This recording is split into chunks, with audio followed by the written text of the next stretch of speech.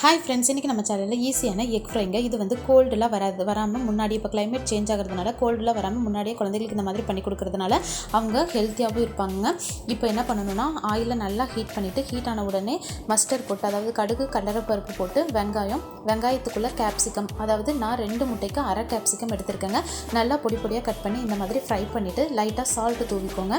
Salt தூவி நல்லா fry பண்ணி இந்த ஆனியனும் கேப்சிகமும் நல்லா வெந்து வரணுங்க. தண்ணி எதுவும் ஊற்ற வேண்டியதில்லை. அந்த குடமிளகு அந்த கேப்சிகத்தில் இருக்கக்கூடிய தண்ணியை வந்து உங்களுக்கு கரெக்டாக இருக்கும். இப்போ பார்த்திங்கன்னா நான் சால்ட் ஆட் பண்ணுறேன். நல்லா கலந்து கொடுத்துட்டு ஒரு நிமிஷத்துக்கு ஒரு தடவை திறந்து பார்த்து நல்லா கிளறி கொடுங்க.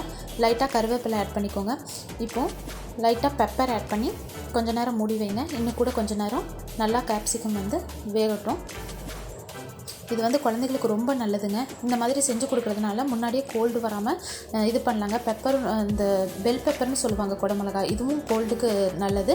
அதே மாதிரி ஏதாவது லைட்டாக சளி இருந்தால் அந்த கிளைமேட் சேஞ்ச்னால நம்ம ஆட் பண்ணுற அந்த பெப்பர் எக்குனால அது வந்து கிளியர் ஆகிடும். குழந்தைகளுக்கு கோல்டு வராமல் இருக்கிறதுக்கு ஹெல்ப்ஃபுல்லாக இருக்குங்க.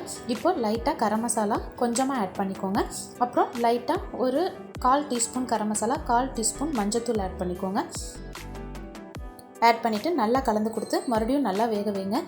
இந்த காரம், நம்ம போடுற மசாலா எல்லாமே வந்து கேப்சிகம்லேயும் ஆனியன்லேயும் நல்லா இறங்கிடுங்க.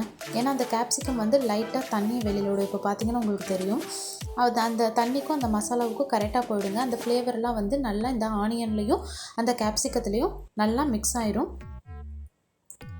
இந்த ஸ்டேஜில் நீங்கள் 2 எக்கை உடச்சி எடுத்து ஊற்றிக்கோங்க. இப்போ நான் 2 எக்கை உடச்சி ஊற்றிட்டு நல்லா கலந்து விட்டுக்கோங்க.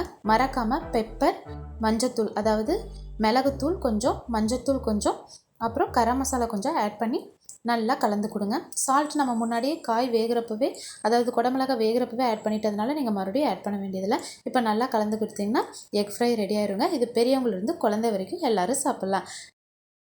ஈஸியாக சமைங்க, என்ஜாய் பண்ணி சாப்பிடுங்க. பாய்.